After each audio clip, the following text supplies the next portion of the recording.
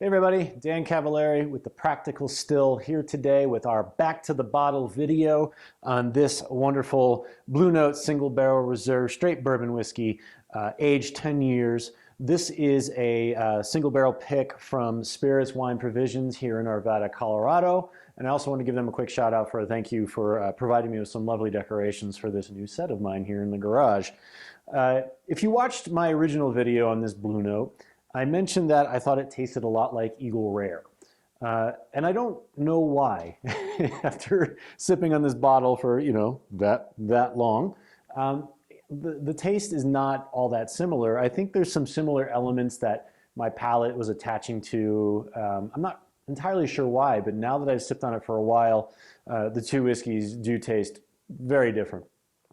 So this Blue Note, I've already poured myself some because you don't know this is take two. I messed up take one. But in any event, I wanted to come back to the bottle and give you my sense of this after I've sipped on it for a while. And frankly, I can tell you even before taking a sip that I do quite like this bottle and I think I would buy it again. It is sourced from Dickel, but it doesn't have that overwhelming Dickel funk flavor, which by the way I like. But I like this too, but it's a lot more subtle. This to me feels like its own product. It's not just some Dickel ripoff. Whatever they've done with this, aging it or finishing it, whatever they've done in their Blue Note, they've really done a wonderful job. It is pretty hot.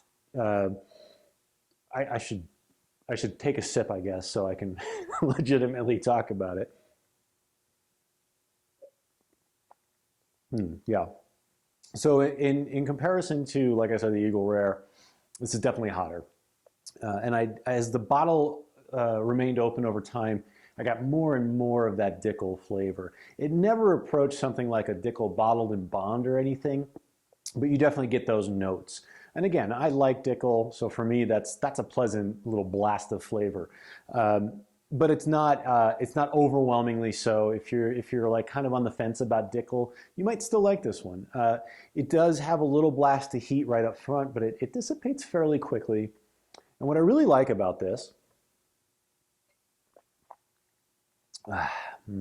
is the finish.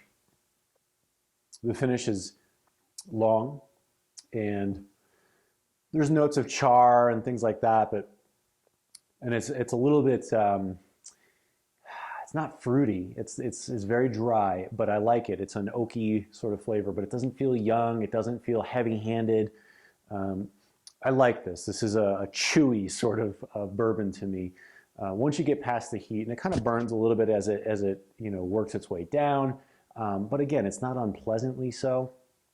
This feels pretty mature and well-rounded. I do like this a lot.